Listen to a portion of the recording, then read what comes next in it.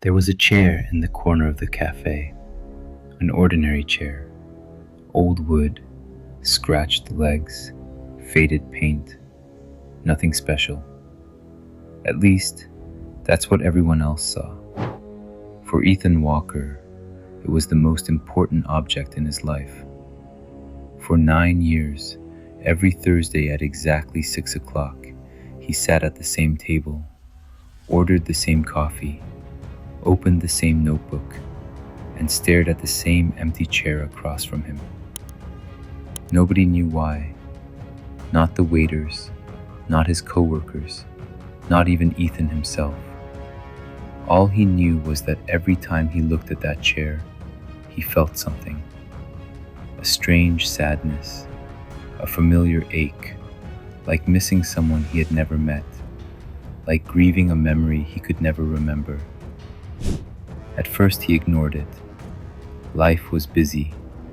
There were deadlines, bills, relationships, responsibilities, the usual distractions people use to avoid asking difficult questions. But the feeling never disappeared. If anything, it grew stronger. Year after year, the chair started appearing in his dreams. Sometimes he would enter the cafe and see someone sitting there. A man, a silhouette, a stranger. Every time Ethan tried to see his face, he woke up. Every dream ended exactly the same way. The man would stand, walk toward the exit, and disappear before Ethan could reach him. Then, one rainy Thursday evening, everything changed. Rain hammered against the windows. Thunder shook the sky. The cafe was nearly empty. Only a few customers remained. Most were staring at their phones, ignoring the storm outside. Ethan sat at his usual table, coffee in front of him, notebook open, eyes fixed on the chair. Then he heard it. A voice. "You're late." Ethan froze. Every muscle in his body locked. Slowly, he looked up. The chair wasn't empty anymore. Someone was sitting there. A man. Dark coat, dark hair, calm expression, familiar eyes, terrifyingly familiar eyes, because the man looked exactly like him. Not similar, not close, exactly. The same face, the same jawline, the same scar above his eyebrow, even the same nervous habit of tapping his fingers on the table. Ethan couldn't breathe. "Who are you?" The stranger smiled. "I'm you, or at least one version of you." Ethan laughed, a nervous laugh, the kind people make when reality suddenly stops making sense. "This isn't funny." "I know." "Then what is this?" The stranger leaned back. A conversation that's 9 years overdue. For the next hour, the stranger told Ethan things nobody should know. The scholarship he rejected at 21. The girl he never called back. The company he almost started. The plane ticket he never bought. The opportunities he abandoned because they felt too risky. Each memory landed like a knife, because Ethan remembered all of them. Every regret, every abandoned dream, every version of life he almost lived. Finally, he asked, "How do you know all this?" The stranger smiled. "Because I made those choices, the choices you didn't." A chill moved down Ethan's spine. "What are you talking about?" The stranger pointed toward the window. "Remember Chicago? The job offer. The one you rejected because you were afraid." Ethan's stomach dropped. The stranger continued. "I accepted it. I moved. I built the company. I took the risk. I lived the life you imagined." Ethan stared. unable to speak, unable to think, because suddenly everything made sense. The dreams, the chair, the strange sadness, the feeling of missing someone. He wasn't missing a person. He was missing a version of himself, a version that had continued down a different road. And for the first time in years, Ethan felt pure envy, the dangerous kind, the kind that disguises itself as admiration, the kind that quietly poisons your happiness.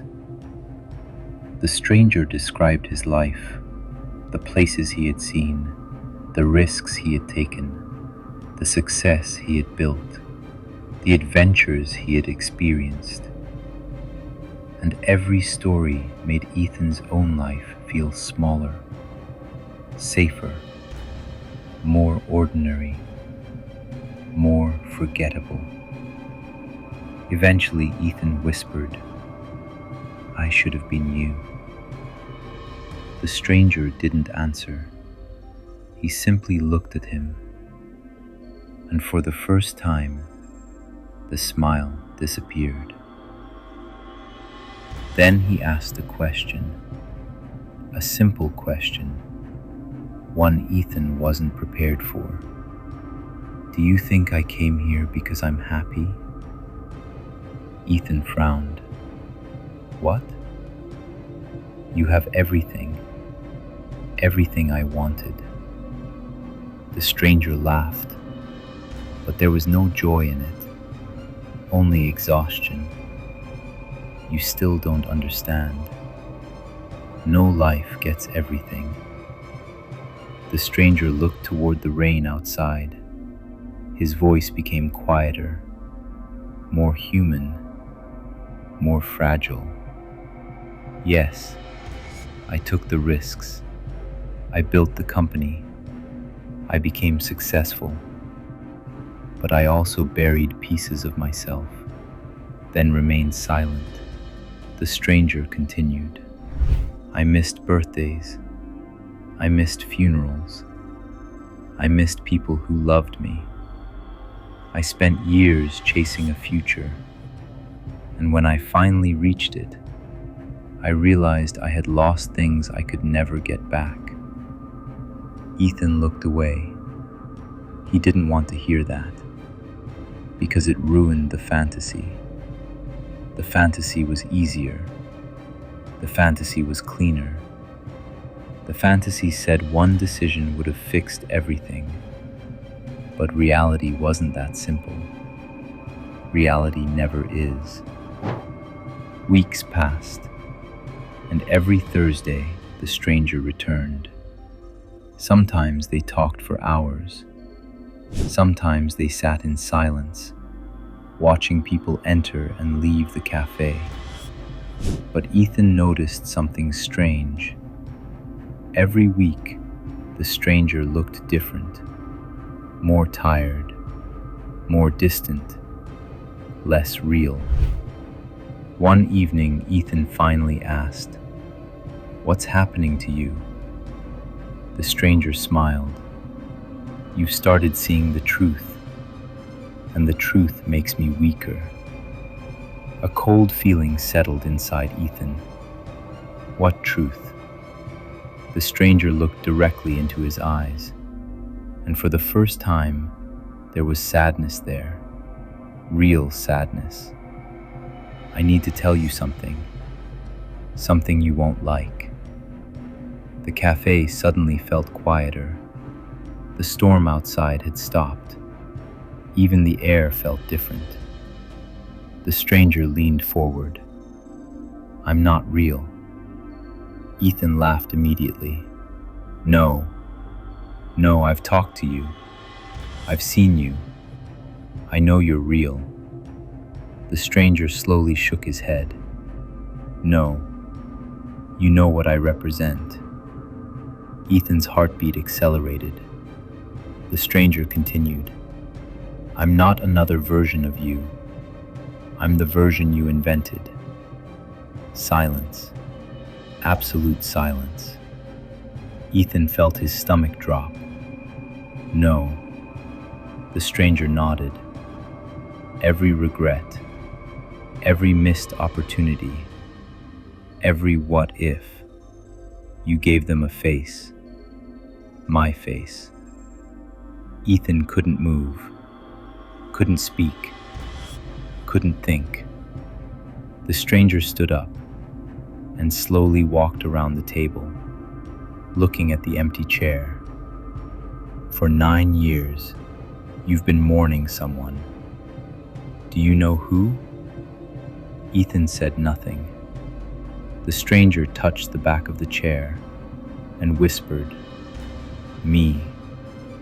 You've spent nearly a decade grieving a life that never existed, a future that never happened, a person who was never born." The words hurt, because deep down, Ethan knew they were true. Every time something went wrong, he imagined a better version of himself, a smarter version, a braver version, a more successful version. And slowly, that imaginary person became more important than the real one. The stranger smiled sadly. That's why the chair was never empty. You filled it years ago. Ethan felt tears forming, not because he was sad, because he finally understood. He had spent years comparing reality to imagination, a comparison nobody could ever win. The stranger stepped toward the exit, and Ethan suddenly panicked. Wait, the stranger stopped, but didn't turn around. Will I see you again? A small smile appeared. No, you won't. Why? The stranger finally looked back. Then came the final words, the words Ethan would remember for the rest of his life. The saddest people aren't always the ones who lost something. Sometimes, they're the ones who spend their lives mourning a version of themselves that never existed. And the moment you stop worshiping who you could have been, you finally become who you are. Then he was gone. No sound, no goodbye, nothing. Just an empty chair. The same cafe, the same life. But somehow, everything felt different. Because for the first time in years, Ethan wasn't looking at the chair anymore. He was looking through the window at the life that was still waiting for him. The truth is, most people don't suffer because of their failures. They suffer because of their fantasies. Because somewhere inside their minds, they've created a perfect version of themselves. A version who made every right decision, never failed, never hesitated, never made mistakes. And then they spend years comparing themselves to someone who never existed.